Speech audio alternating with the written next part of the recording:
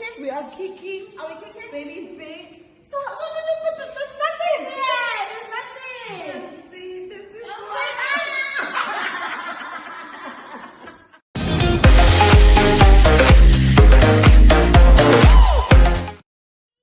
everyone, welcome back to Sunny Life channel. Thank you so much guys for tuning in. Guys, as we all know that Minnie Dlamini Jones recently shared the good news of her pregnancy. Today, family and friends decided to throw her a baby shower.